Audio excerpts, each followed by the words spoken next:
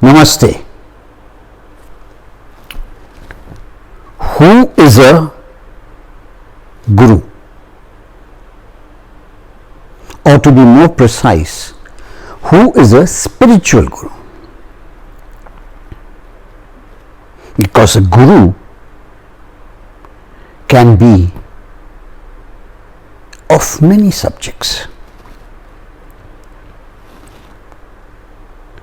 from physical, mental to spiritual. A guru is basically a teacher, a master that can be of the body, mind, or the spirit. The spirit. And the word guru is a Sanskrit word where Gu stands for darkness and Ru stands for light. One who dispels ignorance. One who brings you from darkness to light. One who is an imparter of knowledge is a guru, who imparts knowledge. So, in the physical and material, yes, from yoga, meditation, art, music, dance, motivational speakers, inspirational, one who inspires you mentally to go higher, yes, you definitely require a guru who plays a very prominent role. But when it comes to the spiritual, in my opinion, which I know, so you should give me a chance to finish this thing, you might disagree, that guru plays a very limited role. So let me tell you how and why a spiritual guru plays a limited role. The subject of spiritualism originated thousands of years back. Thousands of years. Roughly 5,000 to 7,000, I do not know, but that's what most of the media tells us. And they, in the subject of spiritualism, by the Vedas, they have no gurus, no founder, no writers, no gurus. There's not mention of any guru. They consider a master and a teacher to be an acharya. To be an acharya. A skilled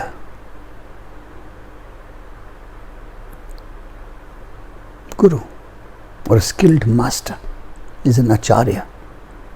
And on top of that, an acharya could be used only as a suffix, like I keep talking in all my various videos, that in the subject of spiritualism, the suffix is important and not the prefix which our gurus keep adding and adorning themselves in the external persona, with their beards and their clothes and their robes and their whatnot, turbans to whatnot, adding prefixes of Swami, Mahatma, whatnot, Shri, and I don't know what all they add. So, prefixes, that's an external persona. So, acharya could be added in the Vedas only as a suffix, like Dronacharya, like Shankaracharya, always as a suffix. So, in the subject of spiritualism, a guru, or in the subject of Vedas, in the subject of our scriptures, which first gave us,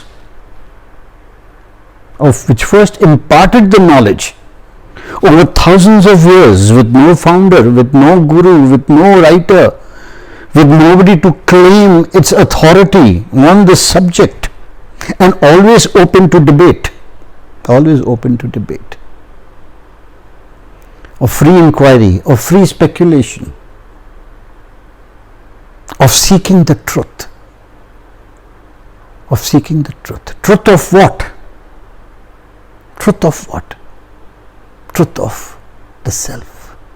Truth of reality, which according to them, mind cannot, is unable to seek the truth, because it functions in duality between truth and lie.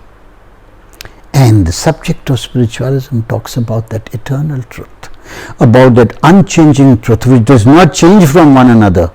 It remains intact, eternal. That is one without a second, the truth, like reality. So mind can neither see reality, mind can neither see the truth. So the subject of spiritualism is not meant for the mind to see, feel, touch and experience. That is for the mind. That is for perception. The spirit is already the incarnate. It does not require your mind to see, feel, touch by any guru or shishya. Sorry. It is purely to understand with clarity the subject of the spirit, which is an inward journey where no guru is supposed to hold your hand and take you there. He cannot. So, in the subject of spiritualism, the role of the guru becomes highly limited. Because the subject of the spirit is more to do with self-awakening, self-awareness, self-experience, self-realization of what? That there is no self to see, feel, touch and experience. There is no self-realization. There is no self. The true self is just a wave of energy in the form of a soul, which the Vedas mentioned as Brahm, the highest ability of the waves of energy, the highest supreme ability, and that is within you. You are the divine. You are that, thou art that.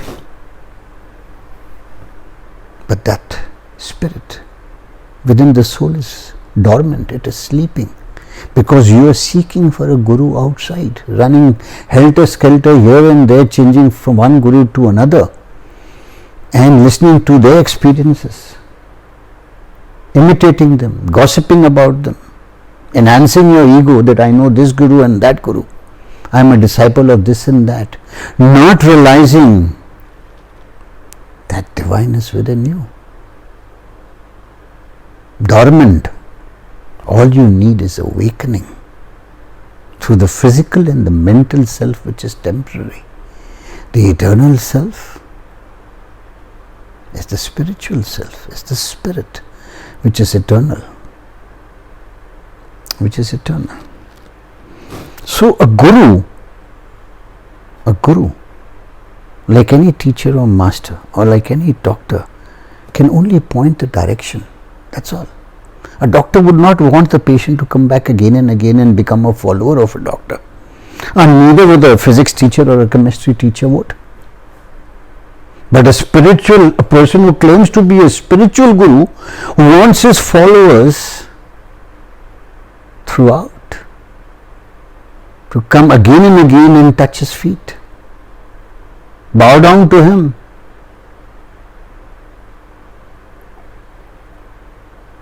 Demeaning his own intelligence, his own divine within,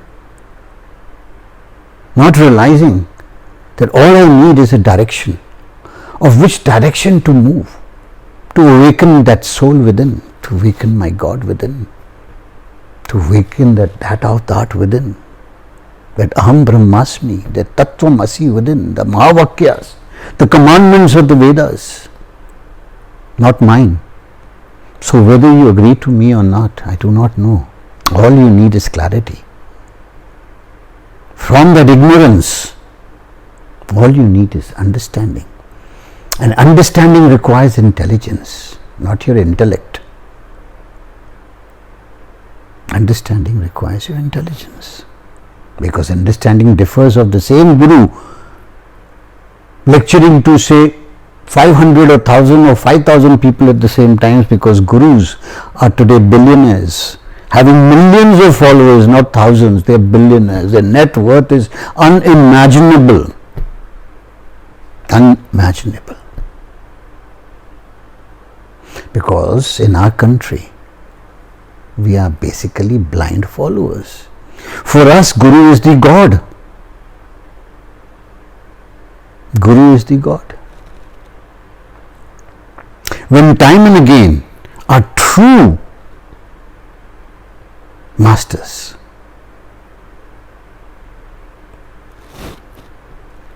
Ramana Maharishi, Muktananda and many others have time and again said God, Guru and the Self are none other than you, but we don't listen. Why? We are insecure. We do not know our true potentiality.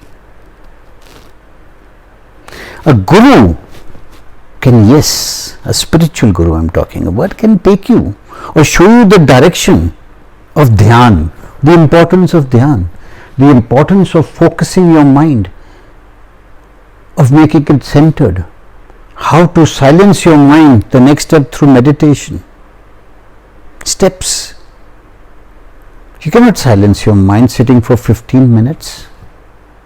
Even for 10 minutes you cannot silence your mind in front of a Guru sitting in front of you, because your mind will not permit that. It is too phenomenal. It will keep on chattering.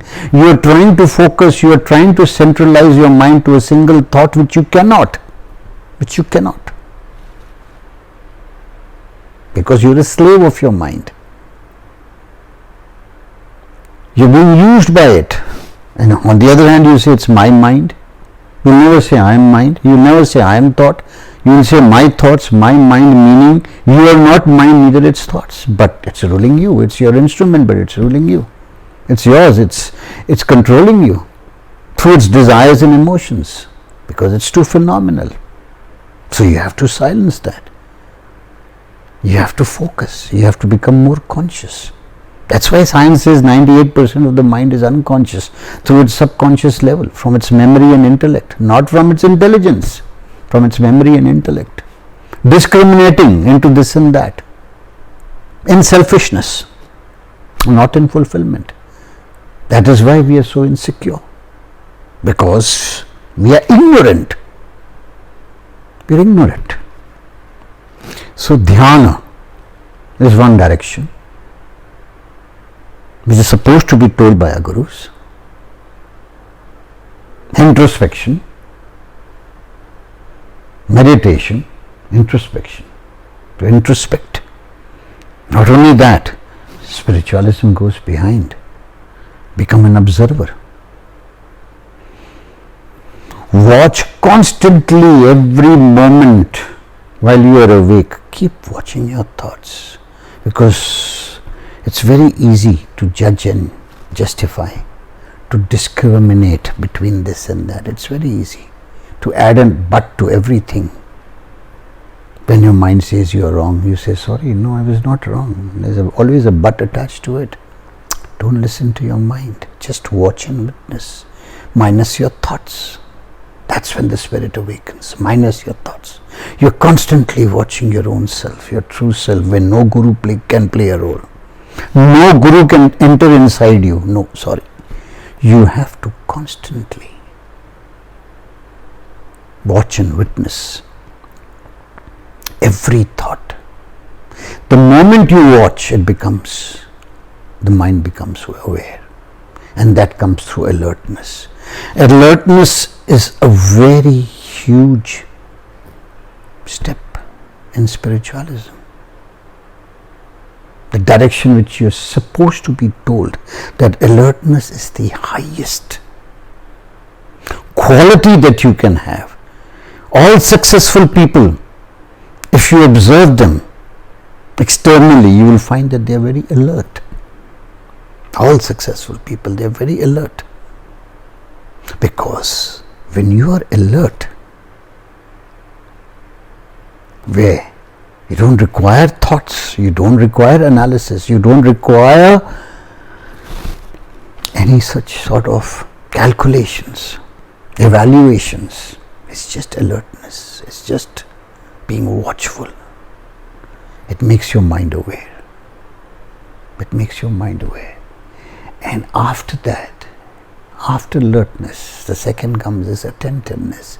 If you are attentive, your mind becomes conscious after being alert. And if you are conscious, you go up the ladder. You go up the ladder.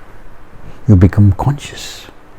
Now you have taken control over your own mind because your spirit is awakened and your consciousness is playing a role. So, metaphysical, the subject of spiritualism is beyond science, beyond physicality. Physics is the father or mother of all sciences because it deals with physicality. So it's metaphysical. It's beyond the body and the mind. Science is to do with the mind. Metaphysical, the subject of metaphysical, the subject of the spirit. But then science is gradually waking up. After all, science originates from philosophy, and when science ends, again what remains is philosophy, seeking the truth. Philosophy is nothing but seeking the truth. So before and after science you have philosophy, and that is metaphysical philosophy. Beyond the physicality, philosophy of beyond the physicality. So science is gradually waking up and entering into a new field of science called quantum physics, quantum mechanics, where now they realize that reality is an optical illusion. A human mind cannot perceive reality because reality, as they have observed now through their super microscopes, beyond the subatomic particles, is just waves of energy which cannot be seen, felt or touched or experienced. These are just waves of energy turning into particles, which you can understand is very difficult and complex to understand, to experience. There is nothing to experience. Experiencing is to evolve your mind, not your spirit, not your true self. So that is why when Osho said, I am the guru for the rich, I think he was very right.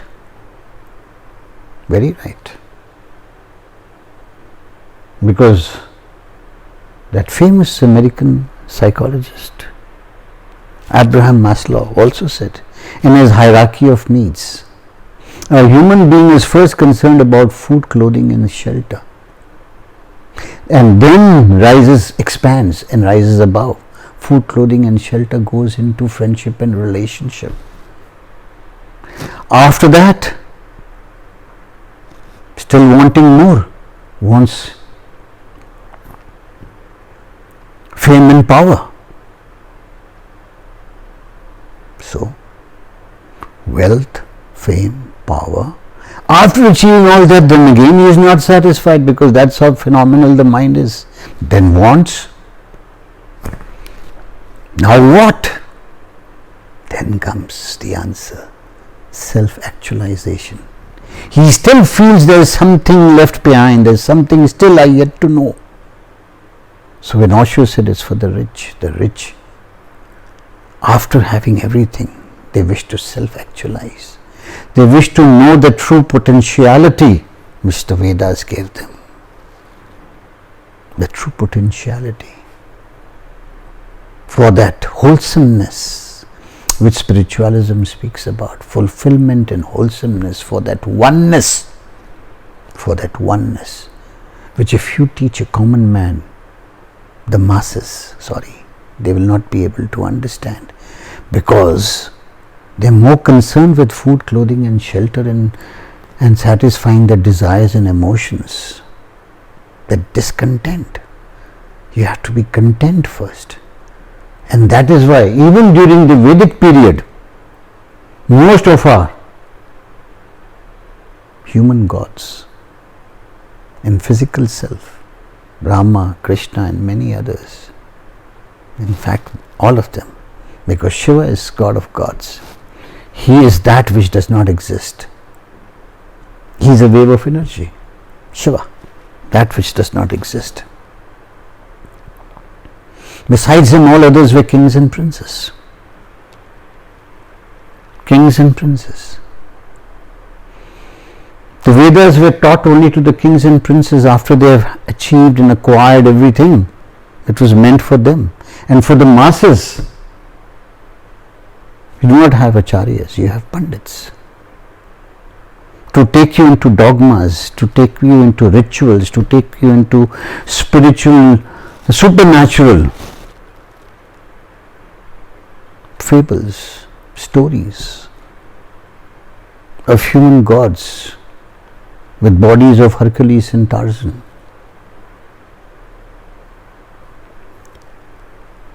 And these pandits, the job was to convey the message, to inculcate a certain amount of fear within you,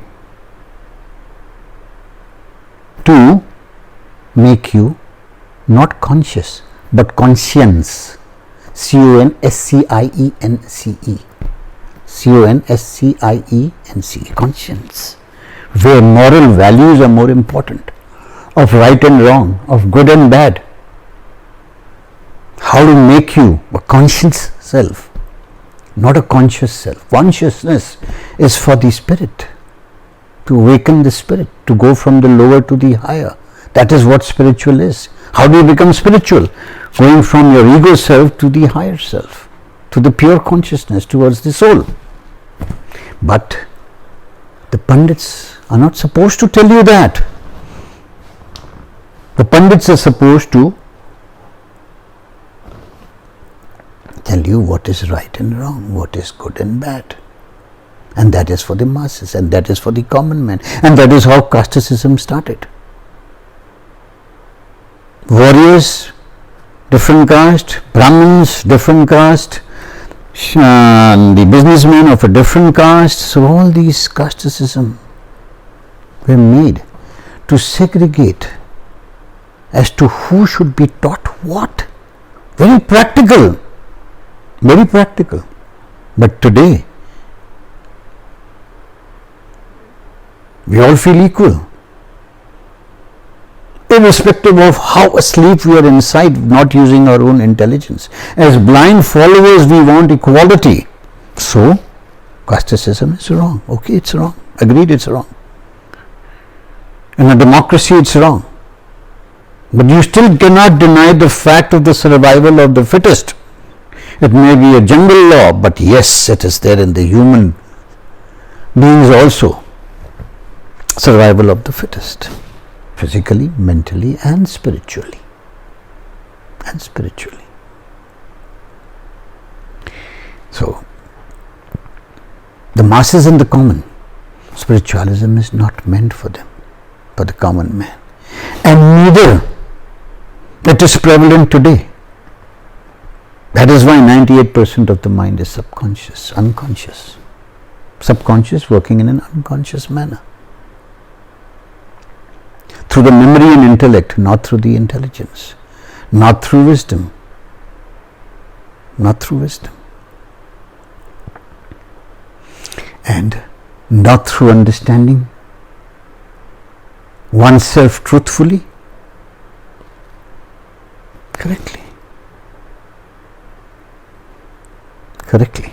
in the right manner, to be able to observe your own mind instead of justifying, instead of judging others all the time and thinking that you are spiritual, you are correct, you are honest.